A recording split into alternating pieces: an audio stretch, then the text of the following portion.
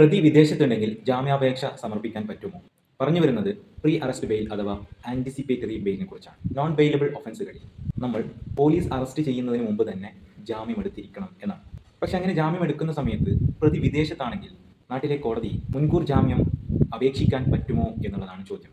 Shahir Basheer versus state of Kerala എന്ന് പറയുന്ന കേസിൽ ഈ അടുത്ത് കേരള ഹൈക്കോടതി നടത്തിയ വളരെ സുപ്രധാനമായ ഒരു റൂളിംഗ് നമ്മൾ അറിഞ്ഞിരിക്കേണ്ടതാണ്. കേസിൽ പ്രതി തൻ്റെ കൂടെ പഠിക്കുന്ന കോളേജിലെ പെൺകുട്ടിയെ വിവാഹ വാഗ്ദാനം നൽകി വീട്ടിലേക്ക് വിളിച്ചു വരുത്തി തൻ്റെ കുടുംബക്കാരോട് സംസാരിക്കാനാണ് എന്ന് തെറ്റിദ്ധരിപ്പിച്ചു അവർക്ക് ലഹരി നൽകി അതിക്രൂരമായി പീഡിപ്പിക്കുകയായിരുന്നു. അതിനെ തുടർന്ന് പ്രതിക്കെതിരെ BNSന്റെ പല വകുപ്പുകളും ചേർത്ത് 64ഉം 69ഉം 143യും അതേപോലെ തന്നെ IT ആക്ടിൻ്റെ സെക്ഷൻ 66E ഒക്കെ ചേർത്തിട്ടുള്ള FIR ആണ് ഇട്ടിരുന്നത്. അങ്ങനെ അദ്ദേഹത്തിനെതിരെ FIR ഇട്ടിരിക്കുന്ന സമയത്താണ് മുൻകൂർ ജാമ്യത്തിന് വേണ്ടി അപേക്ഷിക്കുന്നത്. പക്ഷേ മുൻകൂർ ജാമ്യം അപേക്ഷിക്കുന്ന സമയത്ത് ഇയാൾ വിദേശത്തായിരുന്നു. ഈ മുൻകൂർ ജാമ്യം പരിഗണിക്കുന്ന സമയത്ത് ഹൈക്കോടതി പറഞ്ഞു പ്രതി വിദേശത്താണ് എന്നുള്ളത് മുൻകൂർ ജാമ്യാപേക്ഷ തള്ളാനുള്ള ഒരു കാരണമല്ല. പക്ഷേ മുൻകൂർ ജാമ്യാപേക്ഷ സമർപ്പിക്കുന്ന സമയത്ത് താൻ വിദേശത്താണ് എന്നത് കൃത്യമായി സൂചിപ്പിച്ചിരിക്കേണ്ടതാണ്.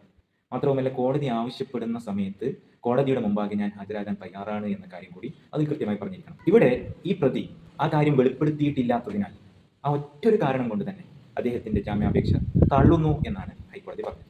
അതുകൊണ്ട് വിദേശത്ത് നിന്ന് ജാമ്യാപേക്ഷ സമർപ്പിക്കാൻ ഉദ്ദേശിക്കുന്ന മുഴുവൻ ആളുകളും ശ്രദ്ധിക്കുക.